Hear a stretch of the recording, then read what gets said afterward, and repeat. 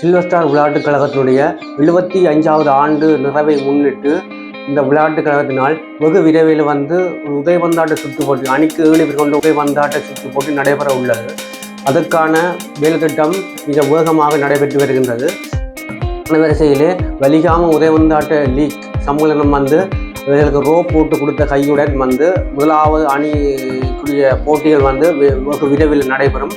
75 ஆண்டுகள் கழிந்தாலும் அந்த 75வது ஆண்டுகளுக்கு முற்பட்ட காலப்பகுதியில் அந்த சில்வர் ஸ்டார் விளையாட்டுக் கழகத்தை ஆரம்பிக்க அந்த கால இளைஞர்கள் அவ்வளவு கடினமான உழைப்பை சந்தித்தார்கள்.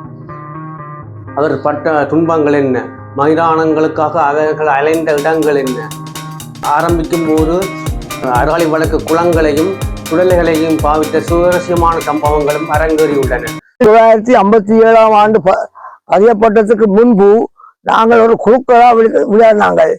எங்களுக்கு நாங்கள் விளையாடி பேர் இல்லாமல் ஸ்ரீமுருகன் என்ற பேரில் விளையாடினாங்கள். அந்த விளையாட்டு இங்கே எங்கெண்ட கோவில் மைதானத்தில் நாங்கள் விளையாட இல்லை. அது பக்கத்தில் குளம் இருக்கு, அந்த குளத்தில் விளையாடி இருக்கின்றோம். அதை விட அந்த குளத்துக்கு கொஞ்சம் அப்பால் சென்றால் பழைய சுடலை, அந்த பழைய சுடலையில் இதையும் நாங்கள் விளையாடி இருக்கின்றோம். எங்களிடம் பெரியவர்கள் விளையாடி இருக்கின்றார்கள். அதில் பெரிய போதியளவு மைதானமாக இல்லாவிட்டாலும் ஒரு குறுகிய மைதானமாக இருந்தும் அதிலையும் நாங்கள் விளையாடி கொண்டு வந்திருக்கிறோம். அதில் இருந்த கட்டிடம் கரகாலமாக இருந்தது. பின்பு அது அழிந்து விட்டது. அது ஒரு பெரிய பெரிய சுவர் இருந்தது, உங்களுக்கு தெரியாது. அந்த பழைய சொல்லிட்டு அந்த சொல்லில பெரிய மதில் ஒன்று வந்தது, புலத்த மதில், ஒற்ற மதில் வந்தது. அது போல விழுந்தெல்லாம் அழிஞ்சு விட்டு அது போல இந்தியாவில் வந்துவிட்டோம். மைதானம்ன்றது கிடையாது. பிறகு கோயில்காரர்களை கேட்டு அவர்களுடைய சமூகத்தோடு தான் நாங்கள் அங்கே விளையாடி கொண்டு வந்திருக்கின்றோம். அதுக்கும் சில பழைய அங்கத்தவர்கள் எதிர்ப்பு தெரிவித்தவை இருந்தாலும் கூடியதாக எங்களுக்கு ஆதரவு தான் தந்தவை.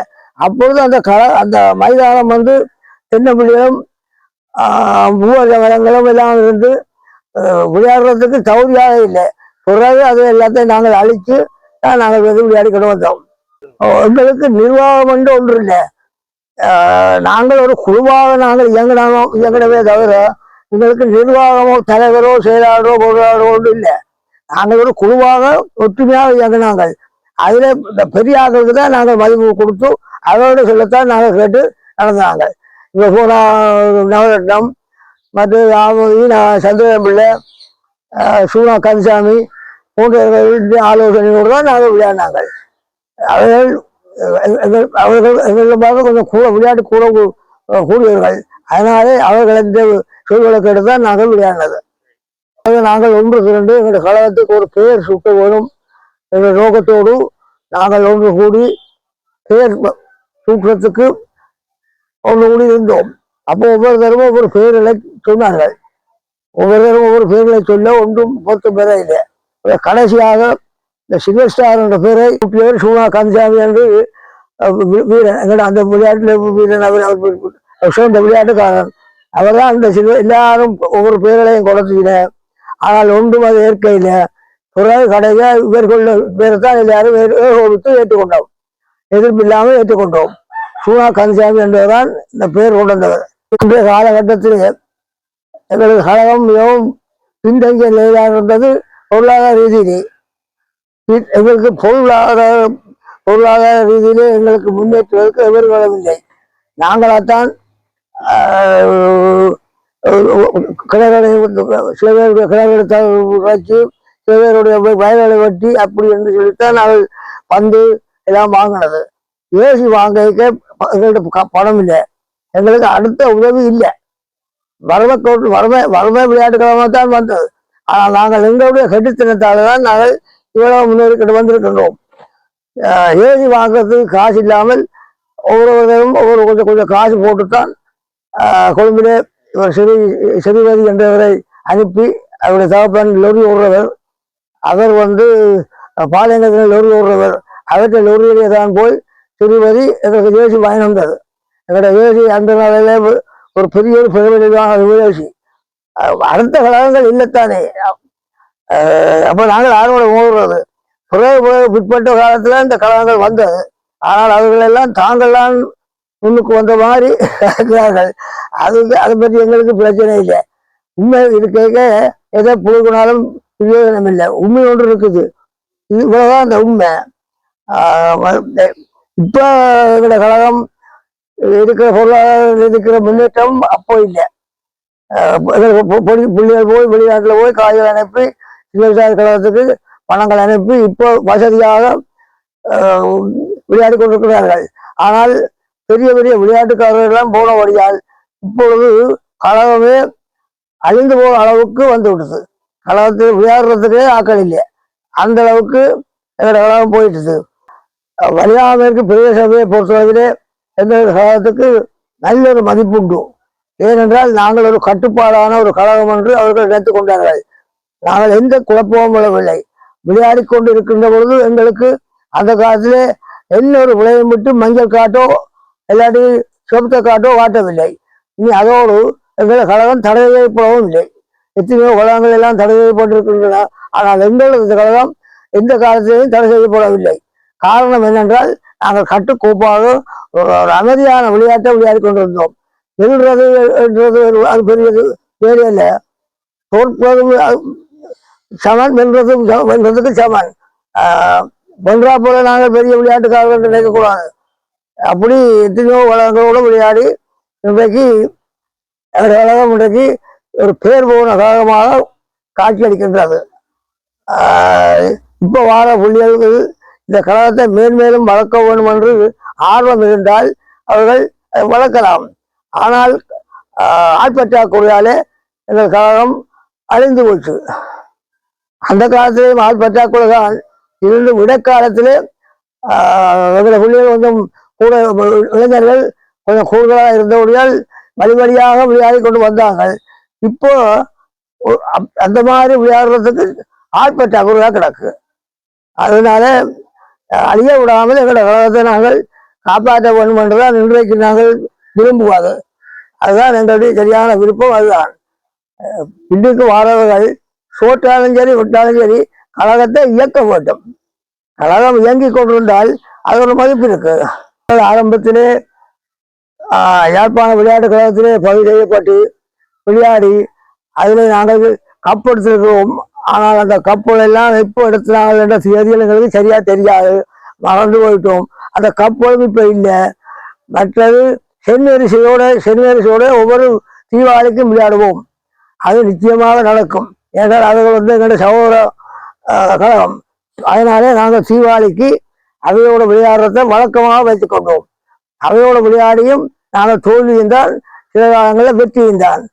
மற்றது ஏசியில பதிவட்டு, அதாவது யாழ்ப்பாண விளையாட்டு கழகத்தில் பதிவட்டு போஸ்டல் கழகம், அந்த கிராஸ் ஒப்பர், கிரீன்ஃபீல்ட் இப்படியான கழகங்களோடு எல்லாம் நாங்கள் விளையாடி இருக்கிறோம்.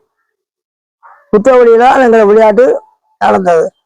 தற்போது அம்மையார் ஆஸ்பத்திரி இயங்கி கொண்டிருக்கிற பக்கத்திலே ஒரு பெரிய ஒரு மைதானம் இருந்தது.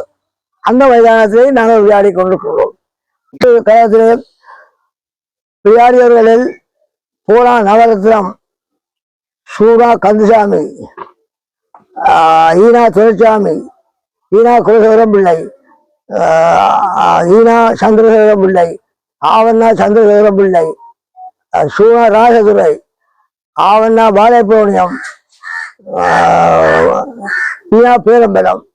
மற்ற ரிசர்வாக விளையாடினவர்கள் கிருஷ்ணசாமி, ஈனா கிருஷ்ணசாமி, ஸ்ரீபதி, ராணா ஸ்ரீபதி.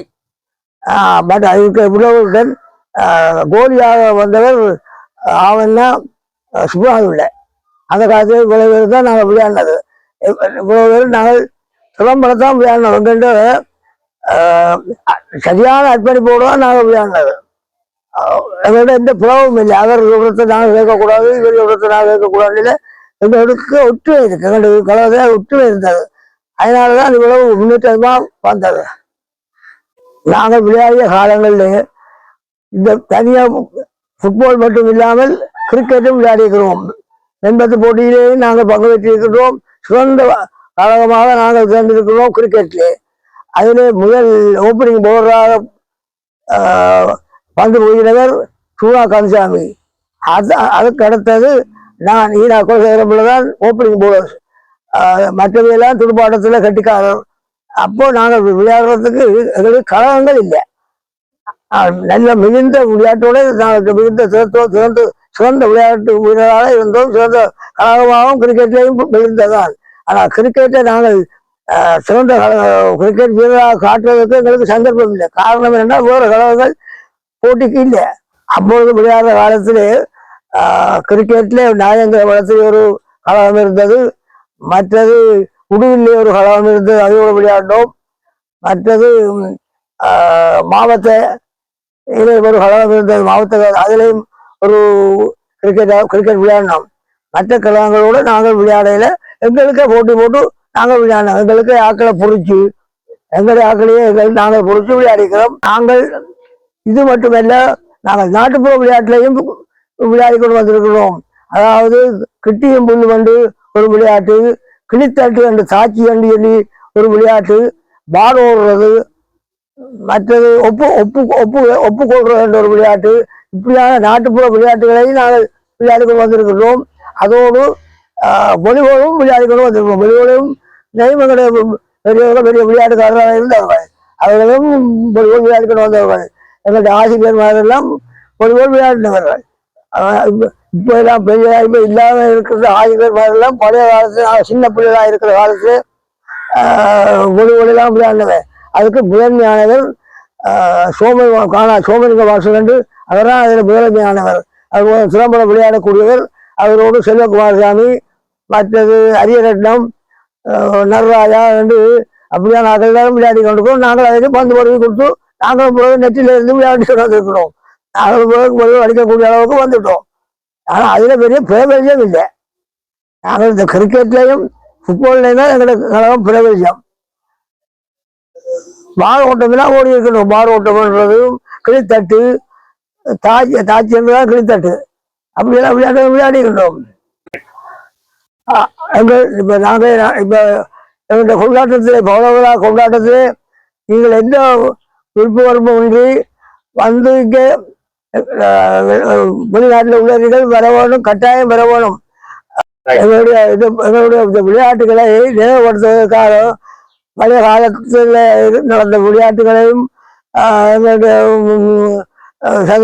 என்னென்ன சந்தர்ப்பத்தில் என்ன மாதிரி விளையாடி கொண்டு வந்தோம் என்ற ஒரு அதை தொகுப்பாக எங்களுடைய இளைஞர்கள் இப்போ இருக்கின்ற இளைஞர்கள் அதை தொகுத்து வெளியிட இருக்கின்றார்கள். 75ஆம் ஆண்டு பவள விழா கொண்டாடுறதுக்கு எங்கள் இளைஞர்கள் வேலை ஊக்கமாக நடந்து கொண்டிருக்கின்றார்கள். அதை நாங்கள் போற்ற வேண்டும். என்றால் பழையதை நாங்கள் நினைவு வைக்கத்தான் பிற்காலத்தில் வார பிள்ளைகளும் அதை அதை பார்த்து கைக்கொள்வார்கள்.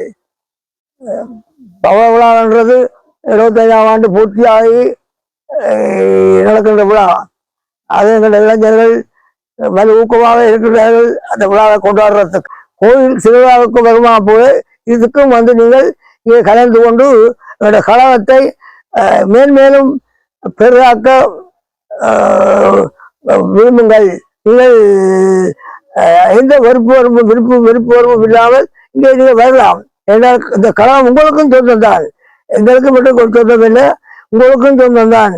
எங்களுக்கு அதாவது வடக்கில் இருக்கின்ற எங்களுடைய இடத்துக்கும் முழுக்க சொந்தமான கழகம் எங்களுக்கு சில்வர் ஸ்டார் கழகம். உண்மையிலேயே ஒரு சில்வர் ஸ்டார் விளையாட்டுக் கழகம் உருவாவதற்கு அந்த காலத்தில் வந்து இளைஞர்கள் சந்தித்த தடைகள், சவால்கள், துன்பங்கள், ஒழுக்கங்கள் பற்றி ஒரு சுவாரஸ்யமான சம்பவங்களை தெரிவித்த நமது கழகத்தின் மூத்த விளையாட்டு வீரர்களில் ஒருவரான திரு ஆர். குலசேகரம் பிள்ளை ஐயா அவர்களுக்கு எனது நன்றிகளை தெரிவித்துக் கொள்கின்றேன்.